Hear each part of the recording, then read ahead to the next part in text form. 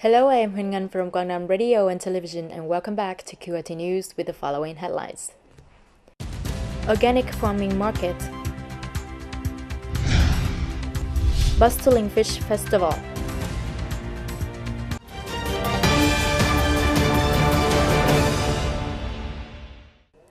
Morning of March the 21st at Duy Village, Bình Dương Commune, the People's Committee of Thăng Bình District organized a fish festival and launched a fishing expedition in early 2019. This is a traditional festival of coastal localities like Thăng Bình before stepping up into the South fish crop, the main crop of the year. Fish festival is where fishermen pray for a favorable year with bumper crop.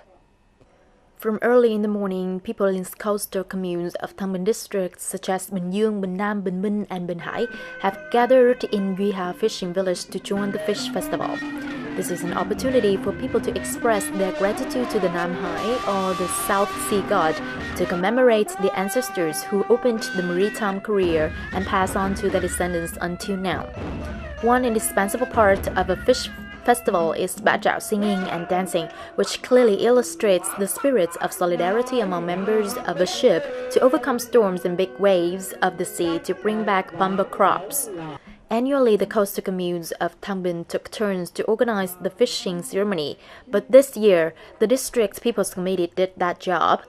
This has shown the government's interest in encouraging fishermen to reach out to the sea, clinging to fishing grounds to both produce, make a living, and protect the national sea and island sovereignty. At the end of the ceremony, local fishermen and leaders have released breedings to the sea to regenerate marine resources. All of this has created a dynamic source of motivation and emulation for Thăng Bình district fishermen to enter a new year of exploiting with new expectations.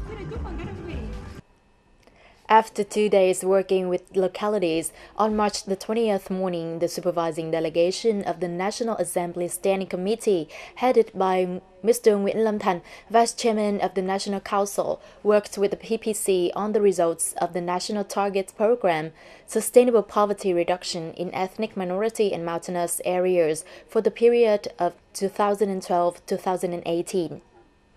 In recent years, in addition to well implementing the National Target Program for Sustainable Poverty Reduction under the Prime Minister's decision, Guangdong Province has issued its own poverty reduction mechanism and policies, and the result is the rate of poor households in the province has been reduced from 17.93% in 2012 to 7.57% now. However, in mountainous and ethnic minority areas, the poverty rate is still high, with 20,800 poor households, and the rate of poverty reduction is still low. Guangdong proposed the National Assembly should increase budget for Sustainable Poverty Reduction Program. The government should issue favorable policies to households that have just go out of poverty, giving priority to ethnic minority ones, and assign potential corporations or enterprises to support 6 poor districts of Guangdong. Vice Chairman of the National Assembly's National Council, Nguyễn Lâm Thành, and members of the monitoring team said that in order to reduce poverty quickly and sustainably, Guangdong needs to change the perception and thinking of people in mountainous areas, especially the team of village patriarchs and prestigious people. Besides, it is necessary to diversify livelihoods and replicate economic models effectively to continue the good implementation of land and forest allocation policies, giving priority to provide land fund for people to cultivate and acquisite forest land from inefficient businesses to hand over to people. Apart from that, the province should promote labor training and job placement right on the spot and create sustainable outcome for agricultural products. Not satisfied with being famous with ancient houses, streets, and craft villages, Hoi An always tries to find new ways to diversify its tourism products, thus going back to organic farming that earns the ancient town a sustainable life. From the initial successes, Hoi An City has brought farmers' organic products closer to consumers. Following is the reflection of our reporter on this organic market fair. Ms. Nguyễn Thị Đông was the first one to bring her family's produce to the organic vegetable market. All 30 types of vegetables and fruits of Ms. Dong's family are classified and have codes for origin traceability. Ms. Dong says that at the beginning, organic produce encountered many obstacles because consumers couldn't distinguish between organic and regular vegetables, but now things become much more convenient. I've been producing clean vegetables for over 3 years. It's very safe. At first, the amount of vegetable consumed was limited, but after a while, the sales became relatively high, ensuring the life of my family. Hoi An Organic Vegetable Market is an interesting meeting place that connects farmers with the same passion for clean agricultural products. The bundles of vegetables and fruits without the plant protection chemicals sold here really attract the attention of local people, especially international tourists and those who come to live and work in this ancient urban area. Through the website, I learned that there will be an organic vegetable market on weekends. My family loves to use organic vegetables. They are clean and tasty. On the other hand, we also want to support farmers to produce this kind of vegetable. I like buying veggie here because there are many kinds of fresh and delicious green grocery. Pursuing the average business philosophy aiming at environmental protection and sustainable development based on nature, the support for organic vegetable growers and the organization of organic vegetable markets with no plastic bags in Hoi An is a typical example of new farmers' farming practices. This market is opened with the aim to gather small farmers and growers in Hoi An City, neighboring areas as well as Guangdong Province to come for trading, exchanging experiences, and learning how to grow and sell organic vegetables. This is a fair to promote local clean and organic vegetables. Coming to this agricultural market, visitors also enjoy the quintessential, creative, and authentic cuisine of Guangdong. They can choose for themselves unique souvenir products to keep beautiful memories here or give them to their beloved ones. Hoi An Fair will be held periodically on Saturday and Sunday every week, aiming to build a beautiful image of a heritage city with no plastic bag space. Contribute to make a meaningful gift to anyone who loves Hoi An. In 2019, the province sets the new goal for labor exports, that is bringing 1,500 people to work abroad.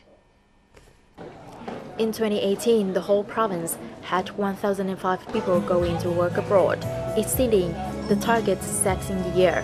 But according to the elevation of the functioning industry, this number has not reached the potential of the labor force in the province.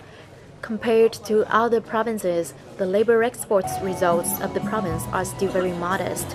In the period of 2019-2021, the whole province strives to have 4,500 to 5,000 labor to be exported, concentrating mainly in the Japanese market, which is accounting for 85%. The remainings are Korean, Taiwan, and other markets. In 2019 alone, there will be 1,500 people going to work abroad under the labor contracts.